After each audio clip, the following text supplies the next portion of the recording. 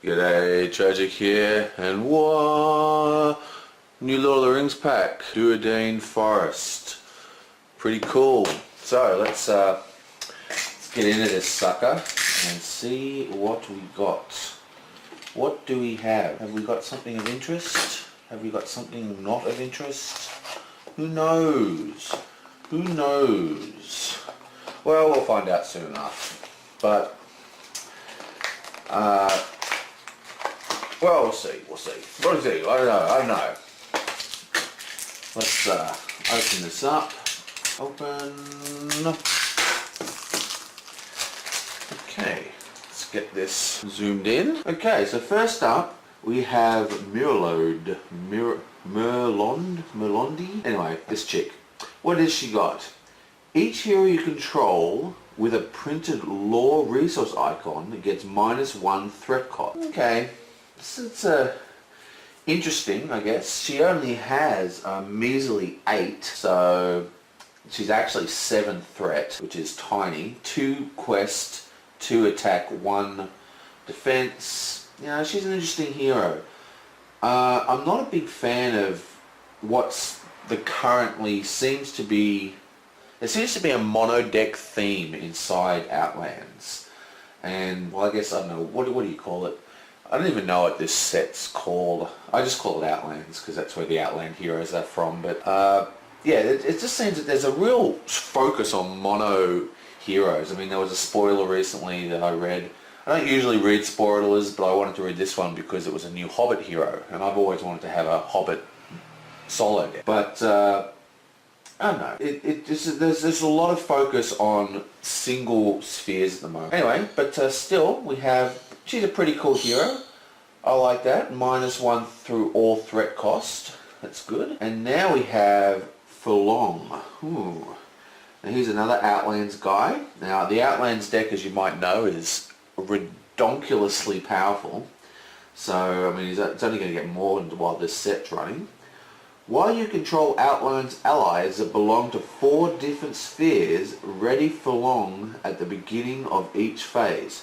Okay, well I was just complaining about about Monosphere, and this is obviously a prismatic deck card, so well that's pretty interesting. I don't know, the thing is readies each phase, so I guess he can quest, he can then defend or attack. That's basically what it's saying. It's like, because it doesn't matter how many times he's readying. I mean, the only really time allies tap, or most allies, is when they're questing or when they're attacking and defending. Now, attacking and defending is the same phase. So he can't defend and then untap and then attack. So, and at 1 defense, 3 health, he's not really going to do much good in that situation anyway. So I'm not quite sure exactly what he's for. He is not a dwarf. He is an Outlands. Well, we'll have to see what can trigger. What we're looking for is event cards that say tap an ally. That is where this card is going to shine. If we have event cards that say tap an ally for whatever effect, then that makes this card a lot more interesting. But at the moment, one, it's hard to get, you know, a proper quad color, you know, resource deck to work, especially for solo. Yeah, so far I'm not that interested. There is another way around it, remember though. If you run Spirit, you can run a card called Stand and Fight. Now Stand and Fight allows you to play cards, ally cards from your graveyard, but you only need to spend Spirit resources. So if you have Stand and Fight and 3 tomes, you actually have 6 allies that you can cast from multi-sphere factions that without the need for songs or any kind of resource management, you can just use pure Spirit resources. And that's where I see this guy existing in a solo deck. You know, I mainly play solo. I used to play mainly 3-player, but now I pretty much just play solo. So I suppose that's what my ideas are going to be focused on. But Spirit lore, Spirit leadership is probably a good choice. High, you know, Steward of Gondor on a Spirit hero, high Spirit generation, Stand and Fight, multicolored factions. That's something that could be very easily done to achieve. And also, if you're playing multiplayer, remember Stand and Fight can res from any graveyard, not just your own. So that's something interesting to note. So you can get this running even if you do not have any of these cards in your hand. And that's one of the things you really need to take into account when you're building decks in this game. If you're building a multiplayer deck, you are really building one deck. You're not building two different decks that you play together. You're building one deck that acts as one, and that is a really good example of that.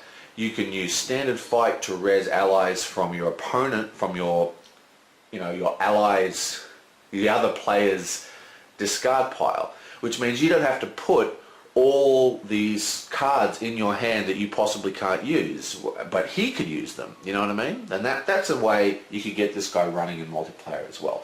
So really, standard fight is what's jumping out at me. But as for the card itself, 3 cost, 1/1/1 and 3 defense, 3 health. I mean, he's not really going to do a lot. So he's a combo card. I mean, if you don't have a tap ally effect event of some sort, then what good is he? Not a huge amount. What else have we got here? Strength of Arms. Pay only if each hero you control has a printed leadership icon. Ready each ally in play. Okay, so this is cool, but again, it's one of these monosphere decks I was talking about before. Now, note that it says printed icon. That means modifications through songs and other ways, like, you know, the belt and all that kind of stuff. That doesn't count. It has to be printed. They have to be native leadership heroes. That being said, a 2-cost Ready All Allies is pretty damn good. I mean, usually Ready All Allies is like, not only is it linked to, a trait, which is, what is it, Rohan or something, it's usually 5 costs. So 2 cost is pretty damn good. So if you're running a mono leadership, definitely run this card. It's pretty cool. Next on the agenda, we have Mighty Prowess.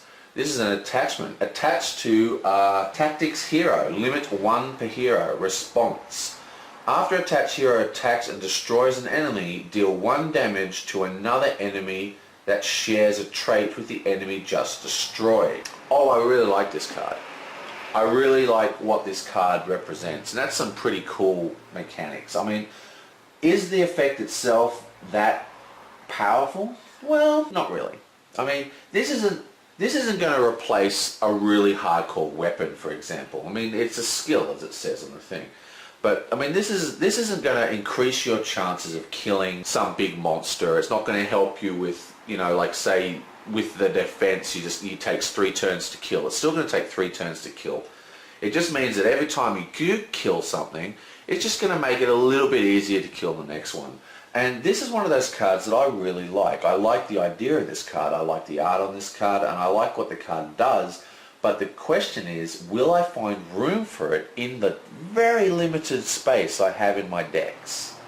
And to be honest, I'm not sure I would. Would I rather have Mighty Prowess, or would I rather have an actual weapon that's going to give him +3 attack or something, you know? That's the question you need to ask yourself here. Alright, I'm back. Okay, so what was I saying? Mighty Prowess, yeah, pretty cool. Not too impressed with that one. Like, I love the idea of it, but I just don't know whether there's enough room to really use this card effectively. Now, it depends. I mean, if there's, 2 health characters, it's going to make a huge difference.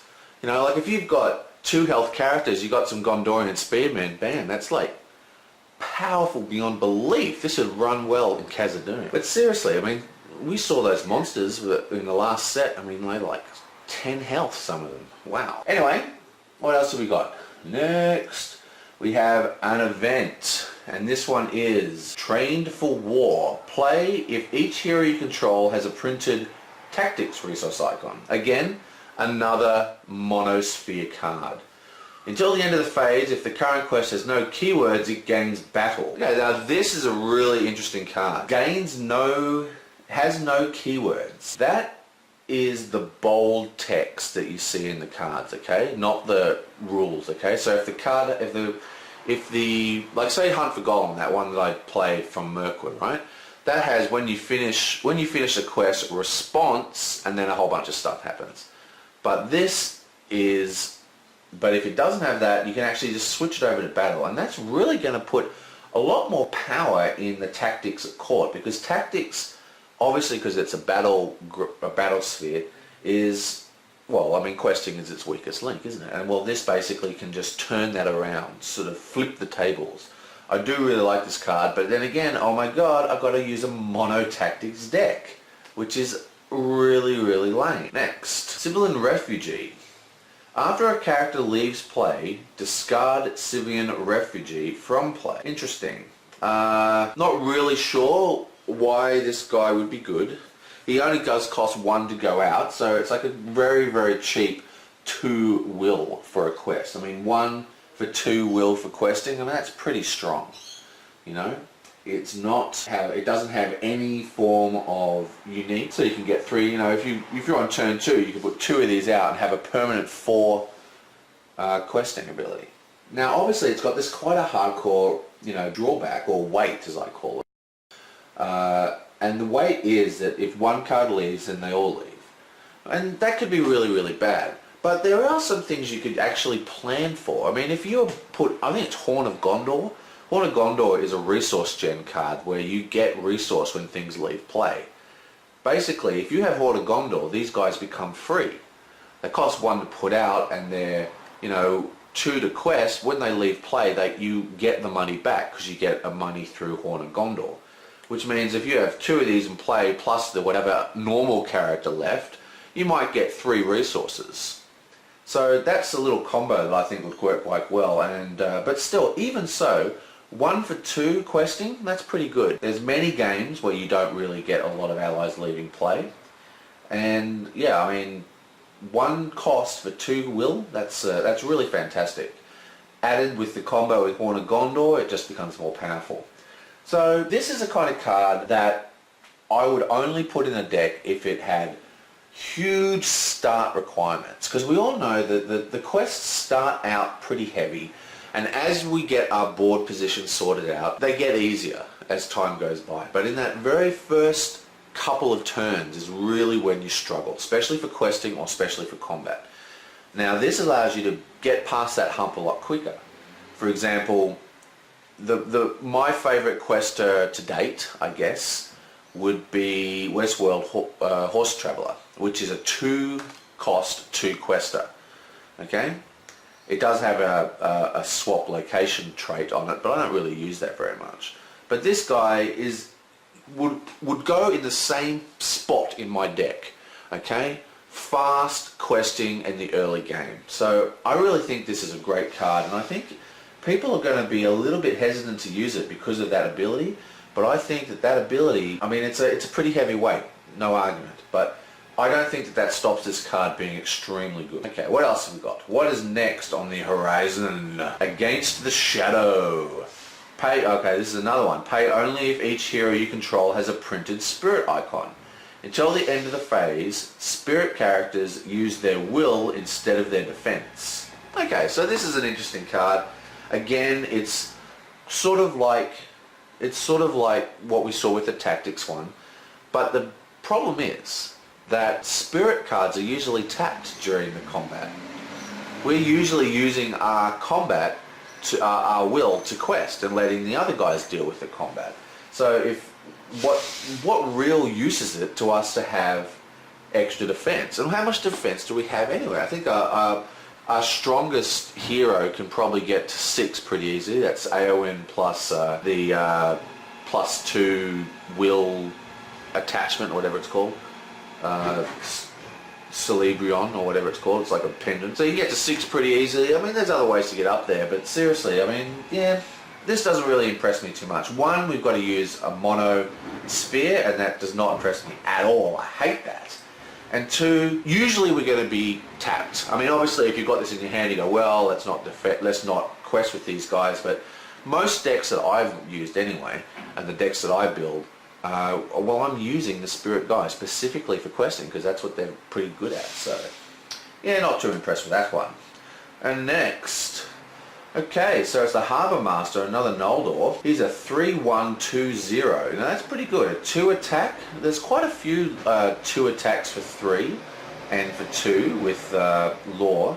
Law is sort of like a nice middle of the road. I think Law is one of the most powerful factions actually. The card draw and the healing is just extremely strong. After a card effect adds any number of resources to a hero's pool you control, Harbour Master gains +1 defense until the end of the round. Okay, so whatever. I mean, yeah, I mean this guy is not interesting to me at all. I mean, he's a 3 cost, and what are you getting for that 3 cost? You do get 1 questing power, that's pretty good. You get 2 attack power, that is pretty good. For example, there was a deck I just made recently for Conflict of the Karak where I was using, what were they called? Northern Trackers, solely because they had 2 attack. Obviously this card would replace those cards. Now, if you have Steward of Gondor, this guy's always going to be a 1-2, 1 defense, 2 healing. But it doesn't really matter. I mean, he's mainly going to be used either for questing for 1 or attacking for 2. He's a kind of versatile card. I can see him replacing certain cards in certain decks, you know, cards where there are certain decks, especially in Law Spirit decks, that are struggling to find combat. And this gives us 2 combat icons, which is good. Still, he doesn't really interest me a whole lot. I think, again, there's stuff that I would probably rather be having in my deck. Okay, so who is this guy? Whoa, look at this painting. Nice. Okay, again, pay only if you control law heroes. Until the end of the phase, enemies do not make engagements checks. Okay, so this is quite a powerful one. And this is one I could see myself actually using.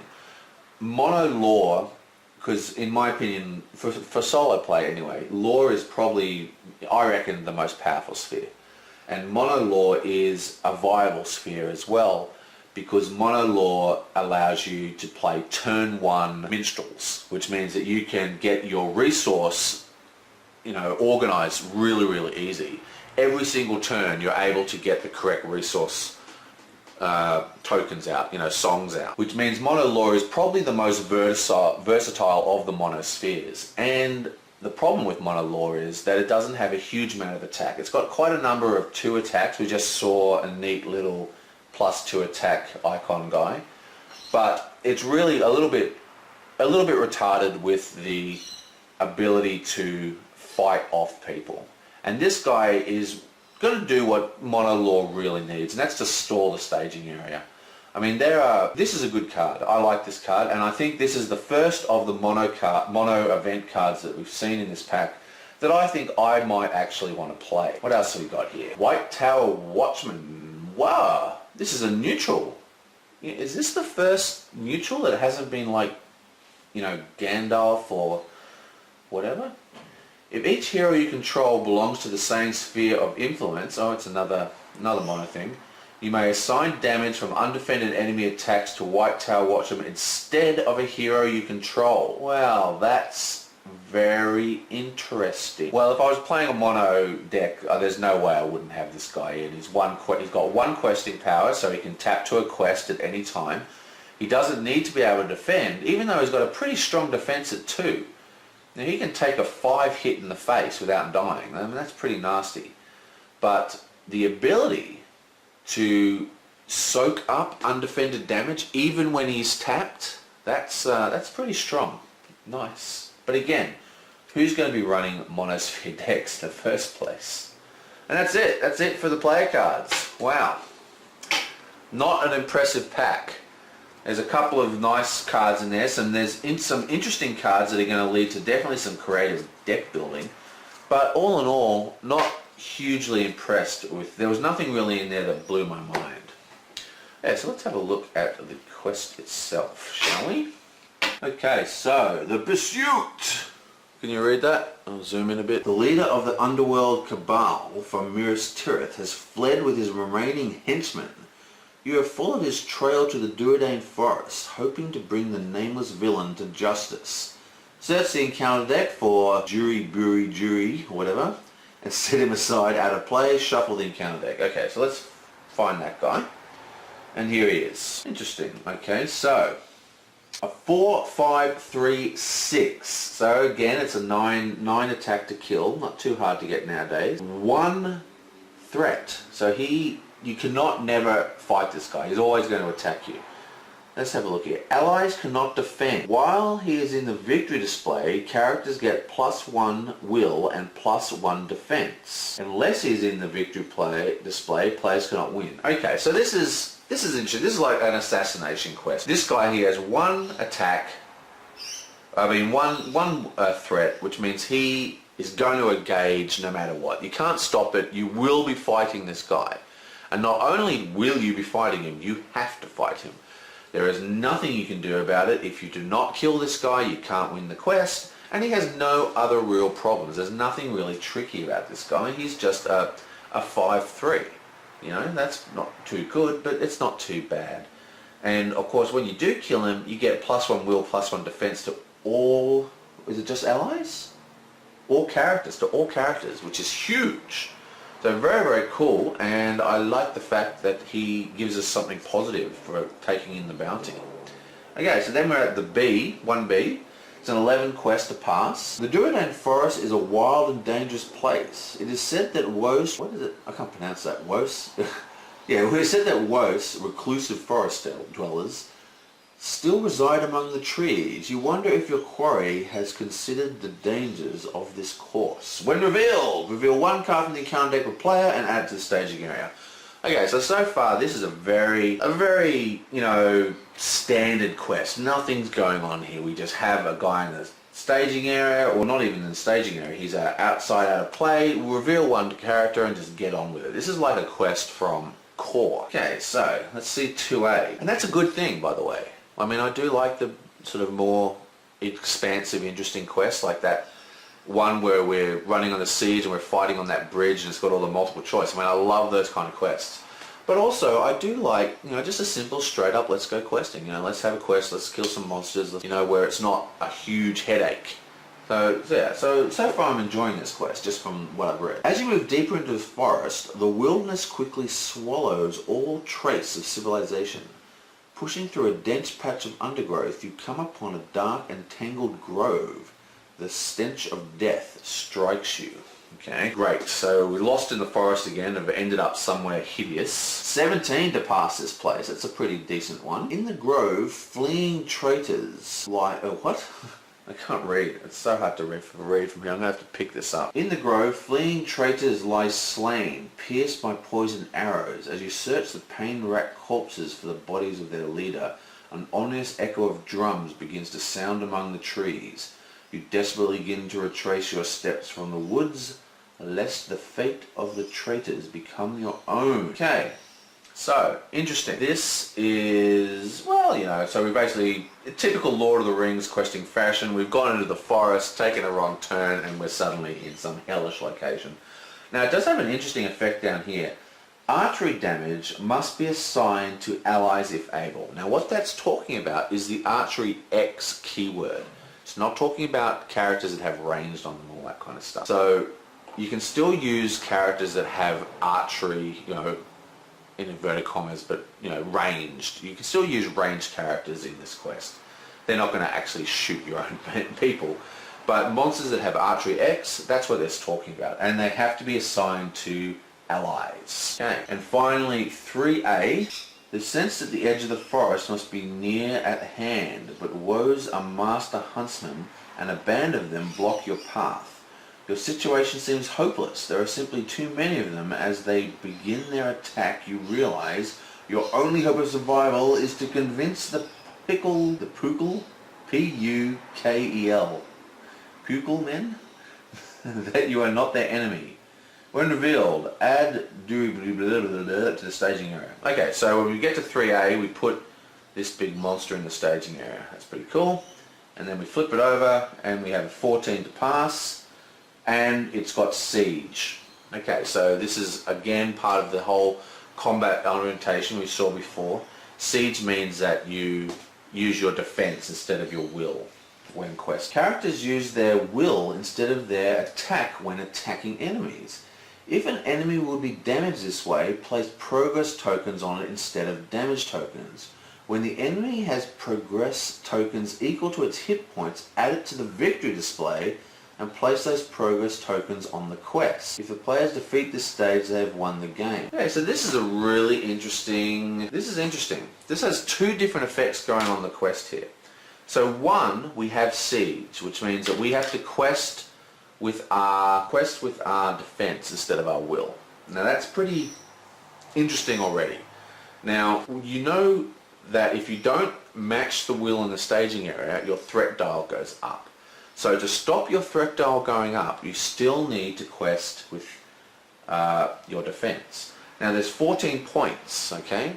So we're quite happily going around and questing as normal. I mean, that's completely normal, placing Kogus tokens and everything, but we have this extra function where, because what we're trying to do, as it said in the card, we're trying to convince these guys that we're not bad guys. So we're using our will instead of our attack to fight them, to try and calm them down or get them to join us or whatever. So what we're doing is you place progress tokens actually on the people instead of damage.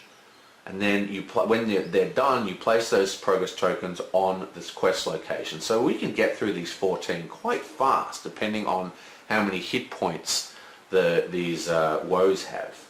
And of course, remember, we do need to have the big woe in our victory display. So that's a pretty interesting quest. I like the little twist at the end there. So we've already seen this guy. What else have we got? Okay, so another Drúadan drummer. Each woe's enemy in the staging area gets +2 will. Shadow. Each woe's enemy engaged with the player gets +1 attack. Okay, so this is a 40, so it stays in the staging area quite well. It has 0 will, so it actually comes in at 2, which is good. So, I mean, yeah, not too scary. And again, it only takes 4 to kill, and it'll add 2 quest points when you do that. So yeah, interesting. I'm liking this quest more and more. I think, I'm not quite sure, this shadow text seems a bit weird to me. Each woe's enemy engaged with the defending player gets +1 attack. But what? Is that for the entire rest of the combat phase? It's got to be for the entire rest of the combat phase, otherwise the card text doesn't make any sense. Normally I would say once you get your shadow card, it gets revealed, it applies the effect to the monster during the attack, the shadow card is then discarded, and then the effect ends. That's what I would usually say, but I would say that this shadow effect should last until the end of the combat round. I think that is a printer error that will probably be errated. So we have 1, 2, 3 of these guys. Oh, and then we've got the cover guy. It's an elite archery 2 and prowl X, where X is the number of players in the game. Well, what is prowl? So, more keywords of craziness. Let's check it out. Oh, it's so hard for me to get it in shot. Prowl? There we are, Prowl. Prowl is a new keyword that represents the woe's uncanny ability to stalk the prey through the forest. When an encounter card with a Prowl keyword is revealed from the encounter deck, the players as a group must discard the specified number of resources from their hero's resource pools. If the players do not have enough resources to match, they must discard as many resources as they can. Okay, so it's just a mana drain. Nothing cool, nothing too interesting, but I do like the reasoning behind it. They're superb hunters, and you know they're hunting us down. That's cool. Anyway, so here's a 4-2. Here's another 6 kill, a 3 defense, 2 will. That's 4 will if she's in the staging area. So again, there's nothing too crazy so far. Like this quest. Return attacking enemy to the staging area if it attacks unless any player plays 1 resource. Okay, so it's got a pretty cool shadow effect as well, which again allows us to just drain our resources. So yeah, he's very cool. And there's 1, 2, 3 of these guys. Now we have the Drúadan Hunter, Prowl 1 and Archery X. Okay, X is the number of heroes in play with no resources in their resource pool. Okay, so this is quite interesting. So for starters, we have Prowl 1, okay? Now Prowl 1 occurs before Archery X. So Prowl 1 could possibly deplete our resources, and then X is however many heroes do not have any resource. Very simple to play around. This is the kind of card I love in an encounter deck. A card that is damaging, has a neat effect, it fits thematically, but as a player, if you play well, if you play smart, you can cope with it, play around it. This isn't a card that's just going to come out of nowhere and freak you out. This is a card where player skill is going to matter. Don't spend your resources to 0 if you can help it. You know, awesome card. Attacking enemy gets +2. Now +2 as a shadow effect is quite strong. So looks like we're going to be using chump blockers for this quest. And there seems to be 4 of this guy. And we have another one, Surge and Prowl 1. Okay, it's got the same shadow effect, so pay 1 or it goes back to the staging area. Yeah, interesting. Nothing too exciting or too upsetting. So 2-2-1-2 with Surge. Surge is always terrible. Now, of course, it has 2 health, so we can't use Thalen, I think his name is, to stop the Surge from happening. And I believe that he is the only way in the game so far to stop Surge or Doomed or anything like that. Only his effect, and having 2 health obviously stops that. So interesting. And now some locations. We have an Ancestral Clearing. Ooh, nice. It's a 4/3, that's pretty expensive. The cost to play each player card is increased by 1. Travel. Exhaust a hero to travel here. Okay, so what is interesting about this is usually the locations have an effect that's in play in the staging area or in the travelled location, but this doesn't say anything about that. So oh wait, there's only 1 copy, so you can't see it. There you go. So it doesn't say have any keywords. So I'm thinking that it doesn't matter whether this is in the staging area or in the travelled location. That effect is always going to be active. So interesting. 4/3, not good. What else have we got? There's another one of these. There is. Okay. Garden of Poisons. Oh, that doesn't sound good. 2/3. Heroes cannot gain resources from card effects. Wow. Travel. Each player must pay 1 resource to travel here. Another. So it's, yeah, just leeching your resources here. And again, it does not have a keyword, so I would assume it's in play all the time. Okay, so that's cool. I much prefer pay 1 to travel than exhaust a hero to travel. It's 3 of them. Blade of Cleansing.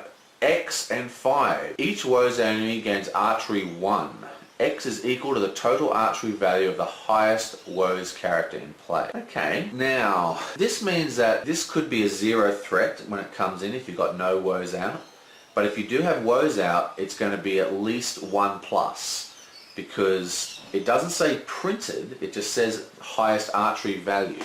So this will modify it. Again, it doesn't have a keyword, so it doesn't matter if it's travelled or not. And this is going to mean that, so if they have archery 1, it's actually going to be archery 2.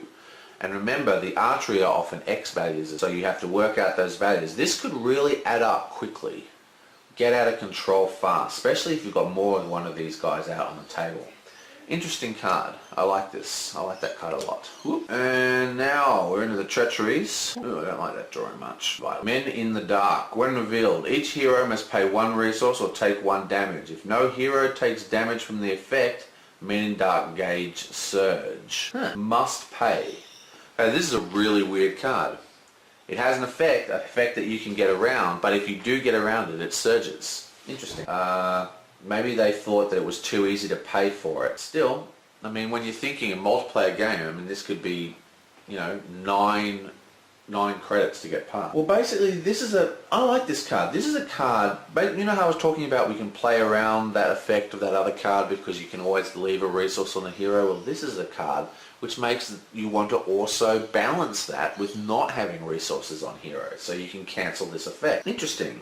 I really like this card. I think this is a really interesting event, or treachery, or whatever they call it in this game, and good stuff. And there's a whole bunch of them. And we have a crazy looking dude. Stars in the Sky, Prowl 2. Okay, now Prowl, as you remember, let's just check it again since I just read it 5 seconds ago. Prowl, yeah, it's pay resources. So this guy, you have to pay 2 resources from every hero. And if you can't pay it, it takes all of them. When revealed, each questing hero must pay 1 resource or it's removed from the quest. Okay, so this is a pretty harsh one. Now, Prowl is a keyword, so it can't be gotten rid of with when revealed, but you can cancel the when revealed effect. They happen in order too. So it's Prowl 2, so you remove 2 resources, and then when revealed to move 1 more. So to basically keep your hero questing, you have to play +3. So is that good? Is that bad? Well, you know, if your hero's not questing, this card does pretty much jack. I mean, it's still got Prowl 2, Prowl 2, but it's not going to affect your quest power if you're not questing with the hero. I think strong ally-based questing is becoming more and more a thing, with leaving the heroes to deal. Like, it used to be your heroes would quest and your allies would do a lot of the combat and a lot of the other stuff, but now it's sort of becoming the other way around, and this is a card that's kind of the proof of that pudding. Ooh, and this is the last card in the set, and it is Surged. Oh. When revealed, each player must pay 1 resource for each attachment he controls or discard all attachment he controls. Okay, this is a pretty harsh card. Test of Will has to be run in this deck, and you have to have it up at all times. It has Surge, which is pretty bad. Now, Surge is an immediate... I'm actually not 100% sure on the way the timing works, but the way I do surges is that I read the surge, and then that happens before the reveal, so the next card is revealed. So say this card was revealed again, and it didn't have surge on it. Oh, well, let's just say it was this one, okay? So this comes out, Surge gets activated, and then we play this card gets revealed, and then Prowl 2 gets activated, then when revealed gets activated, and then the when revealed on this one get activated. And the reason why that I do it this way, I don't know whether this is 100% true, but it makes logical sense to me, is that you resolve these first, then you resolve when revealed. So the Surge gets resolved, and then this is kind of like inserted between the keyword and the when revealed. Then this gets resolved, this gets resolved, this gets resolved. Why am I telling you this? The point is that this doesn't itself have a Prowl effect on it, but because it surges, it can pull a Prowl effect, which will trigger before the when revealed triggers, which means this could decimate a deck. So much attachment, so many decks are attachment heavy, especially the decks I build. And the thought of losing all your attachments in mid-game or even late game is that's just game over pretty much. You have to have Test of Will, you have to run Eleanor, or some way of removing when revealed effects. There's no other way around it. Eleanor obviously not a particularly good choice, but better than this card going off. Interesting. So, well, that's this quest. I really like this quest. I think it's a great quest. It's got some cool ideas in it. I do love the idea of like these bad guys that are kind of friends that, we kind of got to win over to our side with that weird way of fighting. All in all, I think this is pretty damn good. So let me just pick my favorites. Okay, so my favorite card for the heroes is the Sylvan Ranger or Refugee or whatever. Again, 1 cost, 2 quest power, that's just insane. Does have a pretty heavy weight on it, but I think that this weight could even become a bonus. You could even make that something that you want to happen at some points, but if you're running Steward of Gondor. Horn of Gondor. Yeah, Horn of Gondor. Whatever. Love that card. I think this is the best player card for me. Now, the best encounter deck card is this one, which I don't like the art of, unfortunately. But I really like what this card is doing. I love the idea of Prowl. I think the Prowl ability is really, really cool. And I love the way this changes up how you have to defend against that. Because the way to get past Prowl, of course, is to, a lot of the Prowl effects are based on resources. So you want to keep resources on your people. But then again, you don't want this to surge, so you can't have resources on all your heroes. So it's a very, very interesting effect. This could lead to some interesting deck building choices where you might want to have, do